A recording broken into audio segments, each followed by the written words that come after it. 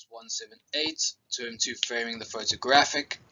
This video presentation will take a replacement of your second tutorial. And guys, please watch this presentation to the very end. It's very important that you understand the concepts that are being proposed by the reading this week.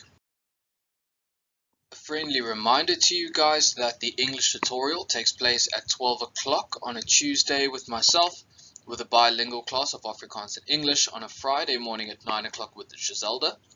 To the Afrikaans students that need a translation of anything that is brought forward during this presentation are welcome to contact Giselda directly. She will be able to provide translations.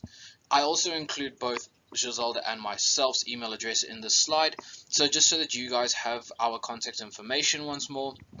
And remember that we are your first port of call before contacting the lecturers, so contact us first. So this week's TUD will be looking at Mark Reinhardt's Picturing Violence, Aesthetics and the Anxiety of Critique. So the first question that we must ask is, what does this title already tell us the text might be about? So the first half of the title, Picturing Violence, so we're looking at the photographic of the violence, or the photographic of a result of violence. So this alludes us to think that we may be viewing the conditions of suffering, and more than likely human suffering. The latter half of the title, the aesthetics and anxiety of critique. So if we remember correctly from last week's tutorial, the aesthetic of the photograph looks at the set of visual rules which govern the look and feel of a photograph. So we may then look deeper into the representation of the photographic and the concerns which may arise in the spread of the photographic image.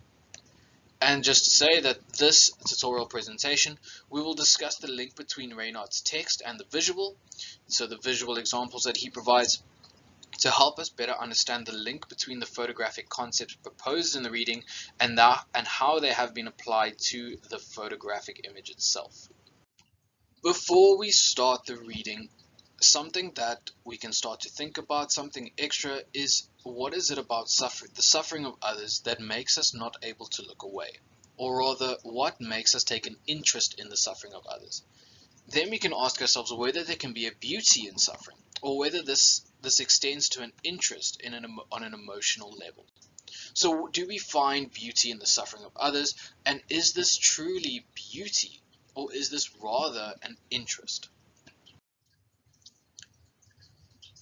So within the introduction of Reinhardt's text, he alludes to the concept of a re-victimizing of who is being represented. So this we can link back to the previous reading of Solomon Godot in her concept of a double subjugation of the portrayed in photographs. So Reinhardt speaks to a re-victimization of those represented. Reinhardt then looks to how we can define the way in which we are attracted to the suffering of the represented. He draws on an aestheticization of human suffering. And later on in this presentation, we will look at the difference between the aesthetic and beauty. So to take this quote from the text on page 15, the capacity of photographs both to mobilize political sentiment over the suffering represented and also to produce suffering through their very act of representing it. So to produce suffering through the very act of representing it shows us how there is a re-victimization of the person that is being represented. So this image was used by American media to stand in for pictures which were taken of Iraqi children that were killed by American soldiers and American bombs in 2003. These images, or rather lack of images, show a reluctance by the media to showcase the death and violence of an exotic war.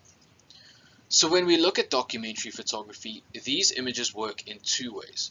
Firstly, it can be taken that they work for the victims of the American warfare, as they do not re-victimize people on a personal level by showing their faces, etc. Although they are still victimizing the people in general, as they are not given a voice through the representation of positive images and presenting the Iraqi people as a foreign or exotic, thereby othering their suffering to that which is beyond the scope of what we represent as human.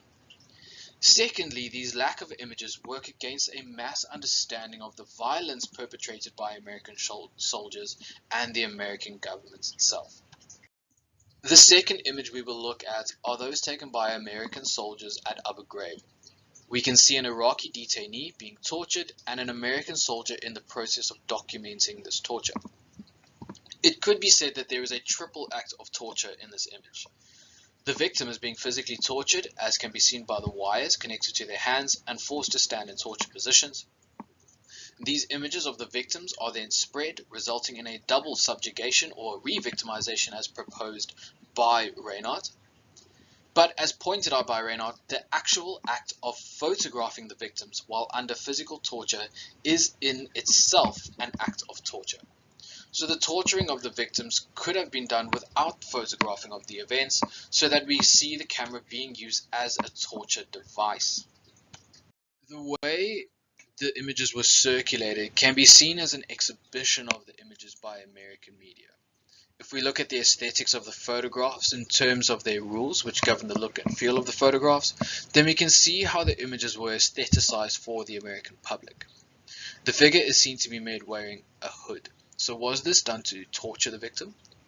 We can also see that the American soldier has been cropped from the image. So was this editing of the photograph done to create an image which is able to be used by the media? So the aestheticization of the images consider more the viewing of the images rather than who is being represented or victimized by the images. So consideration is taken on behalf of the viewer and not those that are being represented. So these photographs also represent a moment of violation.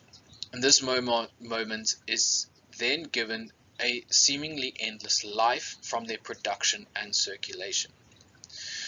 The cropping of the American soldier shows how the media also manipulate the way in which we view the perpetrator and then the perpetrated.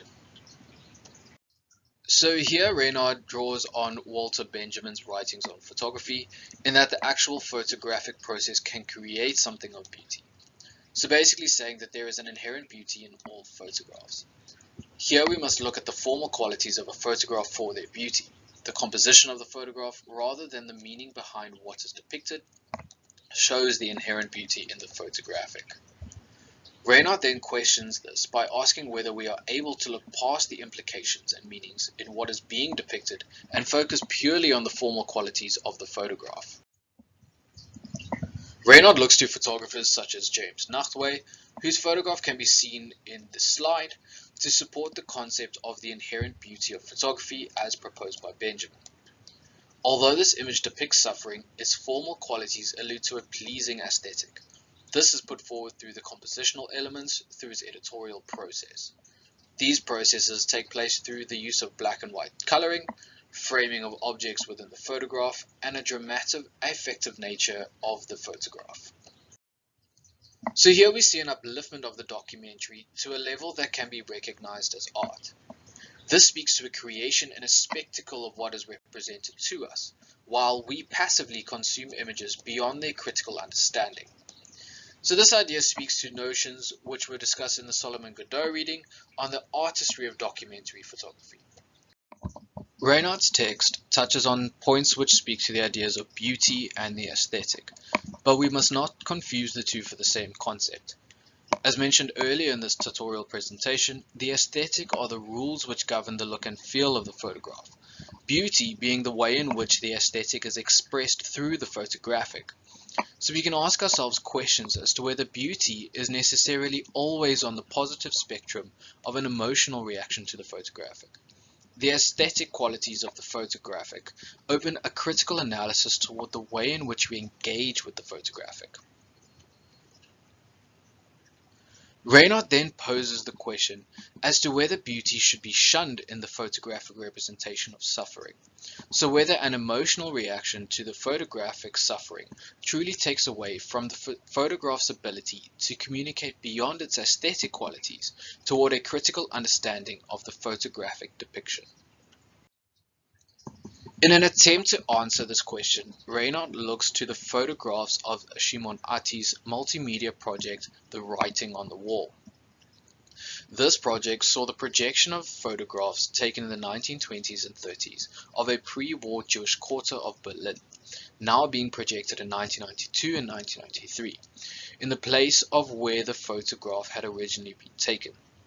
Artie then photographed this projection of images and exhibited these photographs of the project. The formal qualities of these photographs, the lighting and color saturation, create for a beautiful and stunning image which would have not been experienced at the actual site of projection. The reclaiming of a disenfranchised space invites the viewer on a reflection of the past and the consequences of moral politics. So this project shows how beauty does not necessarily rob suffering of its dignity. So by this project, Reinhardt provides a counter-argument to the aestheticization of suffering, a way in which to provoke the thought of the reader to the individual ways in which suffering is represented, portrayed, and received. Reinhardt then draws us back to the photographs of Nachtwey, stating that the photographer does not utilize the photographic purely for the creation of the beautiful, but in the emotive reaction of the viewer. So this brings us back to earlier questions we have asked as to whether we find beauty in suffering or whether we find interest in it. Is our attraction to such photographs purely aestheticized, or do we find an attraction to the political implications of such photographs through our emotive reaction?